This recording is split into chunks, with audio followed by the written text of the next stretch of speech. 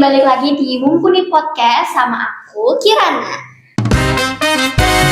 Nah, belakangan ini tuh aku tuh lagi suka banget stalking suatu event organizer gitu.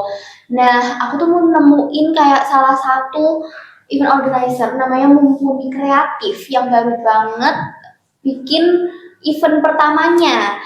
Nah, di episode kali ini aku itu kedatangan salah satu teman keren dari Mumpuni Kreatif ini. Tanpa langsung basa-basi, kita sambut Zia. Semuanya. Boleh kenalan lagi dong, kamu itu dari sekolah mana dan kelas berapa? Oke, halo semuanya, perkenalkan aku Zia. Aku saat ini bersekolah di SMP Arnika di Kota Salatiga. Dan saat ini aku berada di kelas 9 atau namanya itu kelas PAVO. Pavo? Ya, Berarti ini dong, burung dong. bener banget, PAVO itu anak burung kak. Oh, oke. Zi, aku tuh belakangan ini lagi sering banget stalking IG-nya Mumpuni Kreatif. Mumpuni Kreatif tuh abis bikin event pertama ya? Yap, bener banget. Event Find the Code. Nah, aku kan kayak sebagai orang awam kan kayak nggak tahu ya Find the Code tuh apa sih. Kamu boleh ceritain dong event Find the Code tuh apa? Karena aku tuh kepo banget. Oke, jadi Find the Code ini itu adalah sebuah projectnya teman-teman PAVO. Nah, di project kali ini tuh kita membuat namanya Find the Code tadi. Nah, Find the Code ini adalah sebuah konferensi anak muda yang bertema tentang mental health. Mental health. Kenapa mental health sih, Zi? Kenapa sih kok mental health? Karena kita itu sudah melakukan observasi nih ke teman-teman SD dan SMP di Lebah Putih dan di Arnika. Terus kita baru tahu nih kalau ternyata teman-teman ini tuh belum tahu nih gimana caranya mereka merilis stres mereka dengan baik. Gitu. Paham. Berarti karena hasil observasi ya. Iya. Tadi kan mention kayak tentang Mumpuni Kreatif kan. Berarti anak-anak kelas PAVO ini ada berapa sih? Kalau PAVO kelas PAVO sendiri tuh ada 12 anak. 12 anak. Yes. Dan semua berperan Yes. di Mumpuni Kreatif. Iya. Keren sih. Keren emang. Keren. Nah, kan dari 12 anak nih pastinya punya divisinya masing-masing kan ya. Kamu tuh di bagian divisi apa? Kalau aku di Mumpuni Kreatif ini itu aku sebagai divisi LO dan Guest Relation. Guest Relation. Kenapa tuh Guest Relation? Kenapa enggak divisi yang lain gitu? Jadi tuh awalnya kakak fasil kita namanya Kak Windy itu kayak presentasi nih ceritain kita kalau di Mumpuni Kreatif itu ada banyak banget divisinya. Terus ada LO, ada Guest Relation, ada Hospitality, dan ada banyak lagi. Nah, entah kenapa di waktu itu aku tuh langsung tertuju ke LO. Kenapa ya? Karena aku itu orangnya suka banget berinteraksi dengan orang-orang baru. Terus aku tuh juga suka kalau melayani tamu gitu loh kak, melayani pengunjung. Jadi aku merasa kayaknya aku di LO tuh cocok deh gitu. Jadi kayak dari diri kamu sendiri yang suka ketemu sama orang baru. Iya, extrovert ya? Pastinya aku extrovert. Nah, aku kepo nih, kamu tuh sama teman-teman kamu tuh bikin event ini tuh persiapannya berapa lama sih? Sebulan, 2 bulan, setahun? Setahun ya, kita 2-3 bulan. 2-3 bulan berarti kayak lumayan gedebuk ya? Iya, kurang gedebuk apa itu? Keren, tapi bagus. Nah, selama kamu berproses tuh kendala apa sih yang pernah kamu laluin dan apakah kamu pernah ngelakuin kayak kesalahan gitu waktu kamu berproses selama pra event atau mungkin pasca event? Di pra event aku masih ingat banget itu Hamin beberapa minggu sebelum hari H, dan aku tuh belum menentukan siapa MC-nya dan keynote-nya. Sedangkan aku ditanya ini sama asisten leader dan sama leadernya ditanya, MC-nya jadinya siapa gitu. Tapi aku belum tahu MC-nya siapa karena juga aku udah nyari-nyari, tapi nggak ada yang cocok. Terus aku udah kontak-kontak, tapi kakaknya nggak bisa. Jadi aku kayak yang ini gimana nih MC. Itu sih salah satu kesalahan yang ada di divisi aku. Berarti kayak kurang prepare gitu ya? Iya benar. Nah, Terus gimana sih cara kamu kayak menghadapi situasi itu tuh? Waktu kamu susah banget nemuin MC, itu kamu gimana cara ngadepinnya? Kalau aku pas waktu itu aku udah mentok banget ya, aku nggak tahu referensi MC yang ada di Salatiga. Terus akhirnya aku kayak WA asisten moderator sama WA temenku juga, gimana nih enaknya gitu kan. Terus jadi sih coba nggak apa-apa dicari dulu aja tuh, nanti ditulis terus besoknya kita diskusiin. Nah akhirnya kita tuh kayak ngadain briefing, tapi briefingnya nggak cuman dari teman-teman Pavo dan Kak Windy, tapi dari seluruh kakak fasilitator yang ada di sekolah SD Lebah Putih dan SMP Arnika. Nah dari situ tuh aku udah tahu nih, kayak direkomendasiin MC-nya sama kak ini aja, katanya bagus MC-nya. Terus akhirnya dari situ aku langsung kontak dan dapat MC. Keren. Jadi kayak kamu tuh nggak ngerasa karena kesalahan itu kamu nggak ngerasa kayak pengen nyerah gitu ya? Enggak sih ya, sama. Keren.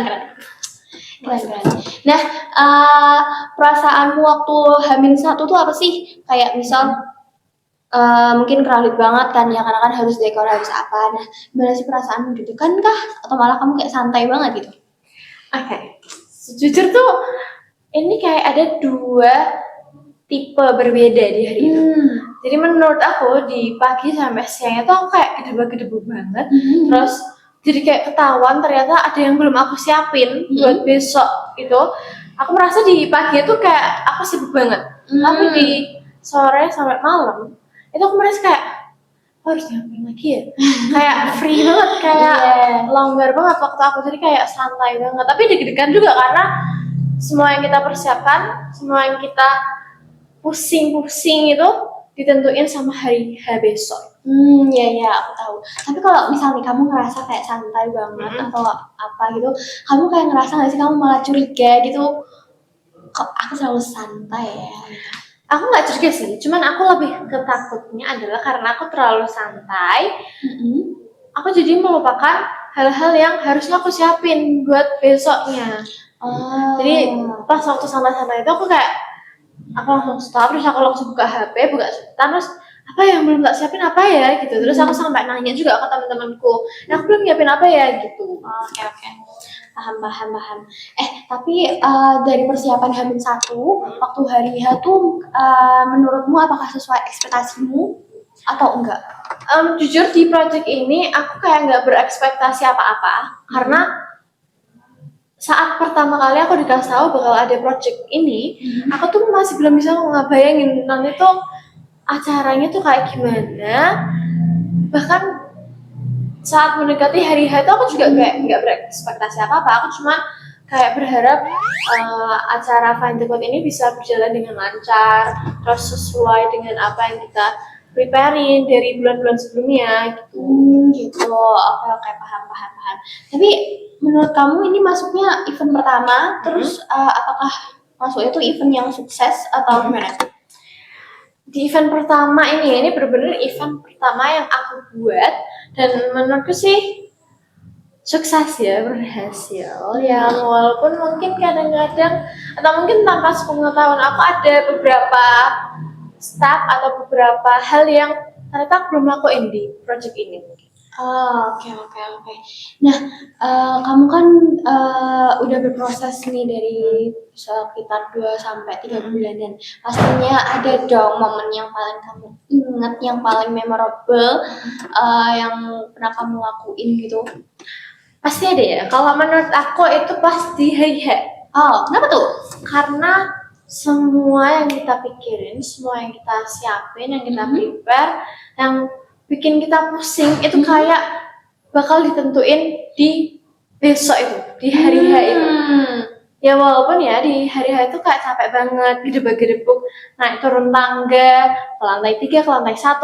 Ya walaupun capek banget, tapi menurutku capeknya tuh kayak terbayar lunas dengan berjalannya acara ini dengan lancar. Berarti itu yang paling memorable ya. Keren. Tepuk tangan dulu. Nah, terakhir nih, kesan pesan kamu selama jadi panitia tuh apa sih? Capek, stres, atau apa? Aku mau cerita nih, jadi sebelum di project ini, sebelum ada project ini tuh aku sempat datang ke sebuah event.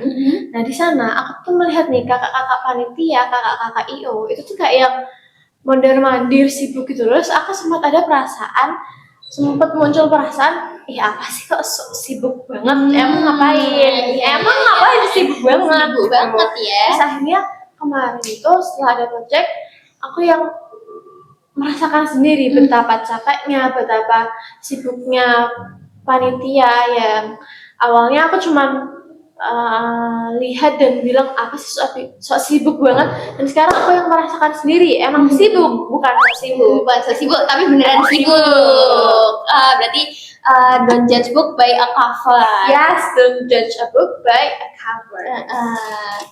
Nah, kalau kan kamu udah ngelakuin kayak banyak hal, banyak job desk gitu kan ya. Dampak apa sih yang diberikan sama Find the Code ini ke kehidupan sehari-hari kamu? Kalau aku sih dari cerita yang tadi ya, dari pengalaman yang tadi ini, aku jadi kayak mau lebih belajar lagi untuk melihat lebih dalam sebelum kita menilai. Iya, paham. Jadi kayak jangan ngecap asal gitu ya. Iya bener banget. Jadi kita harus lihat dulu di balik layar itu ada apa sih, gitu, baru kita bisa menilai. Oke, aku paham. Berarti kayak kamu pengen lebih apa ya? Kayak pengen lebih ngerasain dulu baru kamu bisa ngejudge gitu ya. Paham. Oke. Kita kayak udah bestie banget ya ini. Iya, kita tukeran kontak habis ini. Tukeran kontak. Tapi teman-teman seharian kita kayak udah hampir kayaknya mau setengah jam gitu ya. Ngobrol gitu ya. Aku mau say thank you to you Zia karena udah berbincang sama bersua sama aku. Kamu keren banget, kamu dan teman-teman Mumpuni Kreatif keren banget. Makasih banget sudah tahu. Mau bikin event lagi nggak? Ada. Kalau dari aku sendiri sih, aku pengen ya bikin event lagi yang konferensi juga, tapi pastinya dengan topik berbeda dan kalau bisa di luar kota Salatiga. Upgrade ya. Keren. Oke, terima kasih teman-teman Mumpuni, teman Zia yang sudah menonton Mumpuni Podcast dan berbincang denganku. Aku Kirana, TK NGB, alias thank you and goodbye. Bye.